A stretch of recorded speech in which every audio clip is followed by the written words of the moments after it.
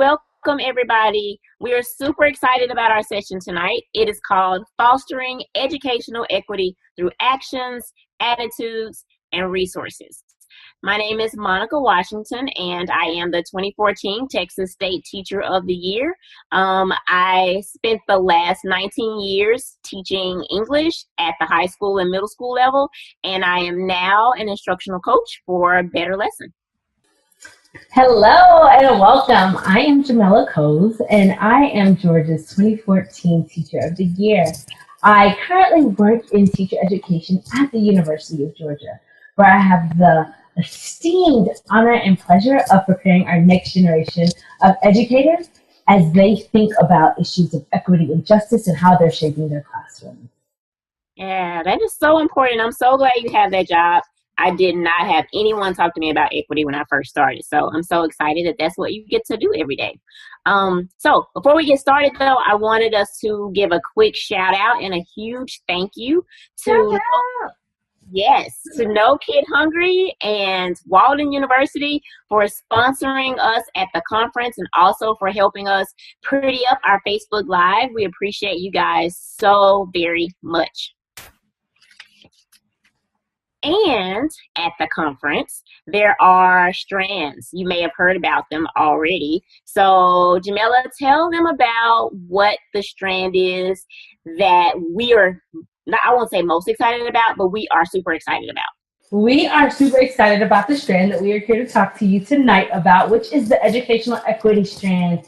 And it's called educational equity, but what we really hope that educators focus on is committing to equity in education. How in our classroom practices are we thinking about and enacting equity and creating equitable environments for our students?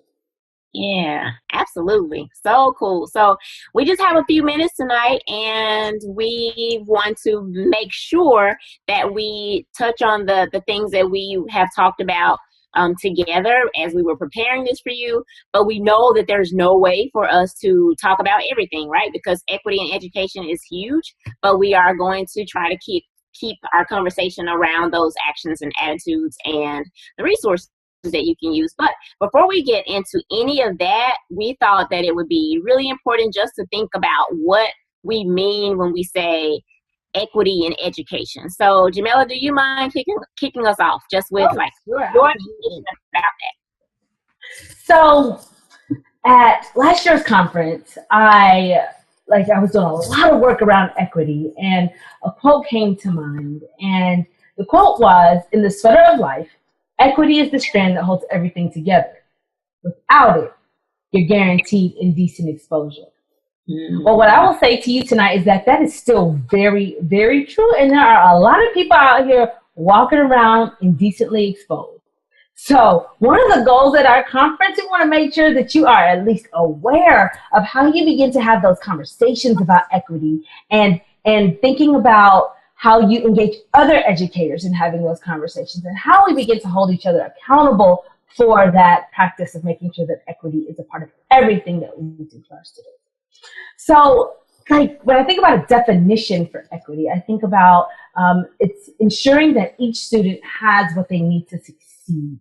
Educational equity, like this umbrella in which all things equity related to education exist, includes access to resources, services inside and outside of school, adequate funding, high quality teachers, curricular content that depicts a variety of values, cultures, histories, and perspectives. And most importantly, promotes critical thinking.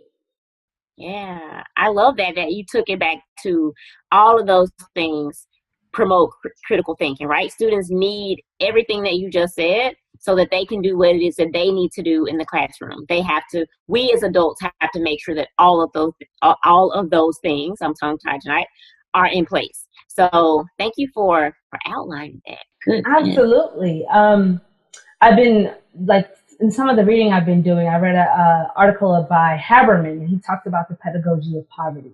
And basically he talks about how we give kids instructions and we tell them the answer, we monitor seat work, and we settle disputes for them, we punish noncompliance, we mark papers, we give grades and all of those things. And those don't necessarily promote what we want from our students, which is critical thinking.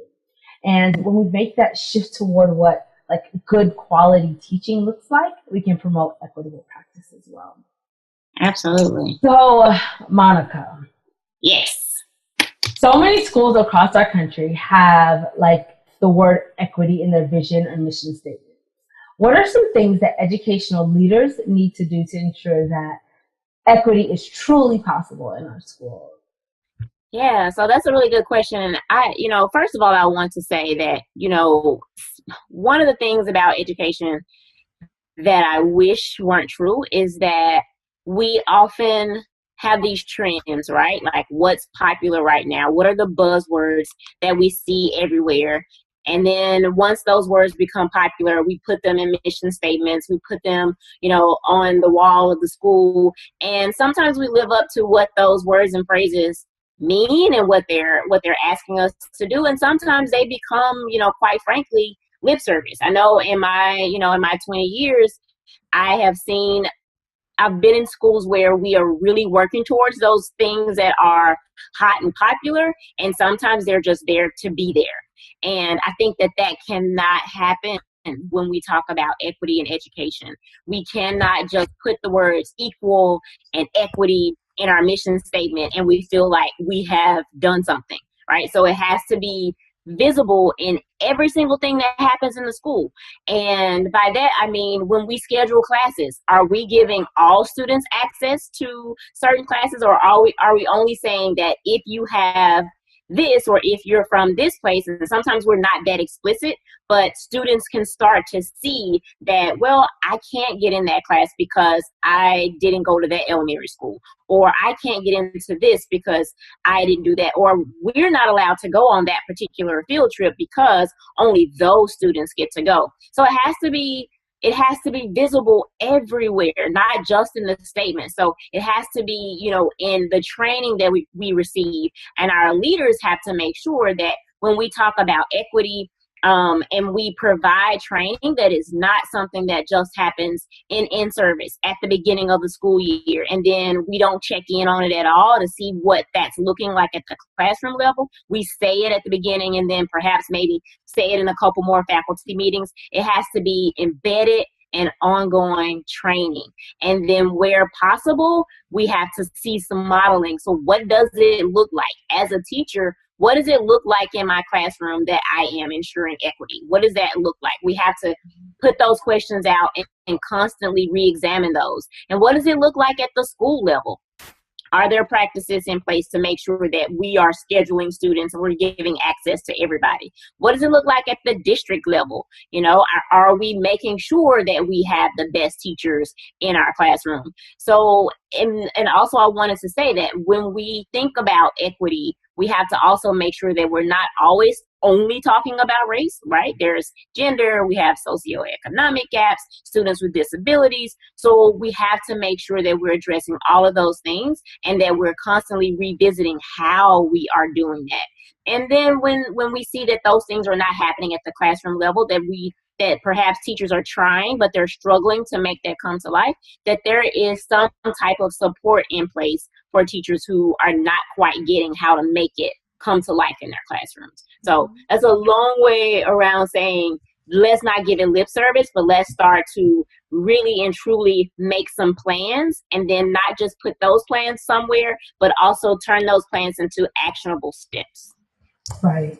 Yeah. I totally agree. And I think you touched on a really good point about teachers wanting to engage with equity, but they are missing a mark somewhere. And I think it's important that we examine what the unintended consequences are when we try to promote equity if we are doing it in superficial ways. So, for example, when we have things like cultural day versus making culture a part of everything that we do in our classroom, we have other culture, right? So it hasn't become a part of what we do. It has become this thing that we do this one week or this one day rather than a part of everything that we do.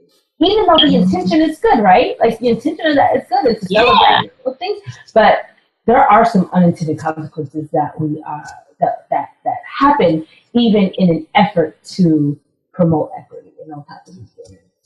Absolutely. That is such a great point because I think in all the things that we do and the things that we promote as a school, like you just said, a culture day, we're telling students that, oh, for this little snap of time, it's important.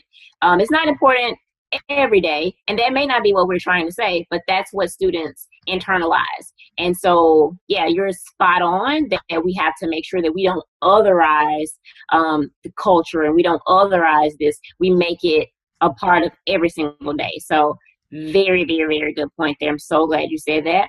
And I know, as I was answering your question, I talked about some of the things that leadership has to make sure, are in place so that teachers are able to do these things in the classroom.